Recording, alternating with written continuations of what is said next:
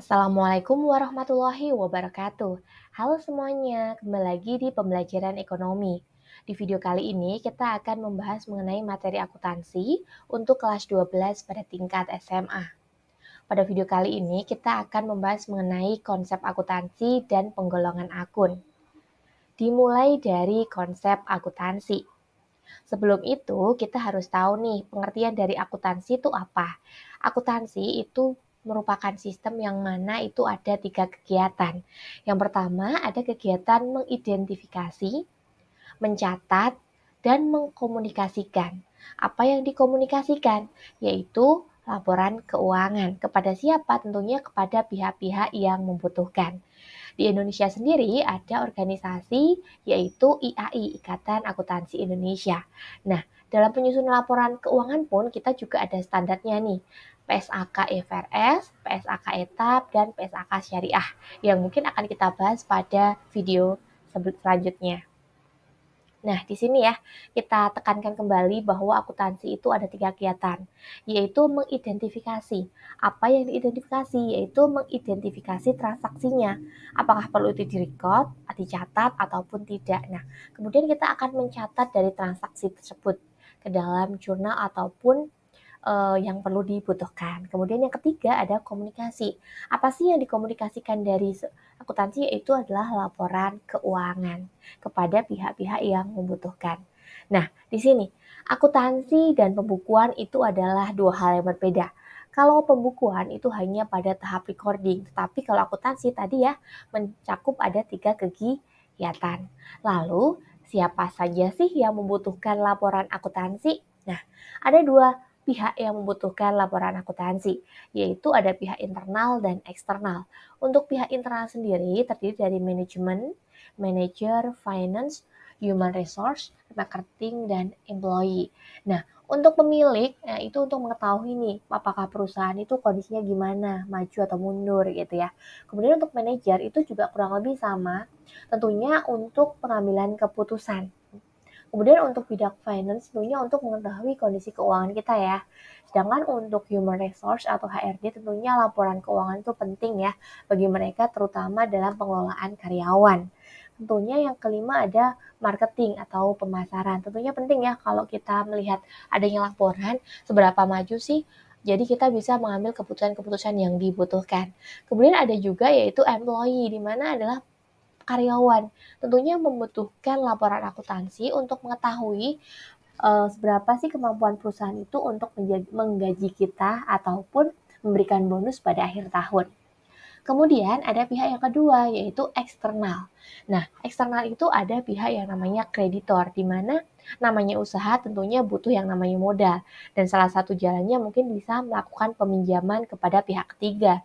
Nah, di sini laporan akuntansi digunakan untuk mengetahui bahwa perusahaan itu layak nggak sih diberikan suatu kredit. Nah, yang kedua adalah investor, di mana laporan keuangan itu dibutuhkan untuk menentukan pihak ketiga itu perlu nggak sih melakukan investasi di perusahaan tersebut? Apakah layak diberikan investasi atau bahkan bagi para investor untuk mengambil keputusan bahwa itu layak nggak sih untuk investasinya diteruskan? Kemudian yang ketiga ada government, yaitu pemerintah. Tentunya pemerintah membutuhkan laporan akuntansi untuk menentukan seberapa besar biaya pajak yang harus dibayarkan kepada negara. Selanjutnya, nah untuk profesi akuntan, nah, kalau akuntansi kan kegiatannya, sedangkan orang yang melakukan kegiatan akuntansi dinamakan dengan akuntan. Nah, ada 4 profesi akuntan yang bisa kita jabarkan. Yang pertama ada akuntan publik, di mana merupakan akuntan independen yang memberikan jasa kepada perusahaan untuk membuat laporan keuangan yang dibutuhkan. Kemudian ada juga akuntan pemerintah yang mana bekerja di lembaga-lembaga pemerintahan seperti BUMN maupun kementerian. Kemudian ada akuntan perusahaan, di mana akuntan tersebut adalah bekerja di suatu perusahaan swasta. Kemudian yang keempat ada akuntan pendidik yang bekerja di suatu perguruan tinggi untuk mengajarkan tentang materi akuntansi. Dan tentunya akuntan pendidik ini biasanya juga mempunyai gelar profesi ya. Nah, selanjutnya, bidang spesialis akuntansi itu ada berbagai macam ya. Ada akuntansi keuangan, akuntansi manajerial, akuntansi biaya, akuntansi pajak, auditing, pemeriksaan, budgeting, dan akuntansi sistem informasi. Nah, jadi ada spesialisasi akuntansi yang mana nih yang menurut kalian menarik. Kemudian, nah selanjutnya kita harus bisa juga ya membedakan jenis usaha dan bentuk usaha. Jenis usaha itu ada 3, yaitu perusahaan jasa, perusahaan dagang, dan perusahaan manufaktur. Nah, sedangkan bentuk usaha itu ada 4, yang mana ada perorangan, partnership, yang keempat ada corporation berupa PT, yang keempat ada koperasi. Jadi jangan sampai salah ya.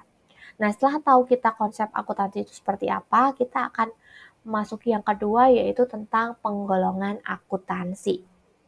Yang mana dalam penggolongan akuntansi itu, bukan penggolongan akuntansi ya, sorry. Di sini adalah penggolongan akun. Yang mana kalau kita melakukan kegiatan akuntansi, kita akan mengenal yang namanya istilah akun. Akun merupakan suatu rekening atau perkiraan yang digunakan untuk mencatat. Nah, di sini penggolongan akun itu dibedakan jadi 2. Ada akun real dan akun nominal. Namanya akun real, berarti dia akan ada pada awal hingga akhir laporan keuangan. Sedangkan akun nominal itu akan tidak sampai dengan akhir, di mana akan ditutup dialihkan ke akun ekuitas. Nah, untuk akun real sendiri itu dibagi jadi 3 ya.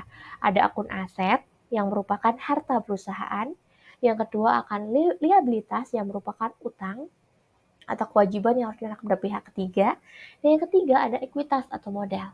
Sedangkan akun nominal ada beban dan pendapatan. Nah, selanjutnya sebelum kita bahas apa saja sih jenis-jenis dari akun, silakan lakukan kegiatan eksplorasi jenis akun, tulis hasil eksplorasi ya. Kemudian kita akan membahas pada video pembelajaran selanjutnya. Sekian, apabila ada pertanyaan bisa tulis di kolom komentar ya. Sekian, terima kasih. Semoga bermanfaat. Wassalamualaikum warahmatullahi wabarakatuh.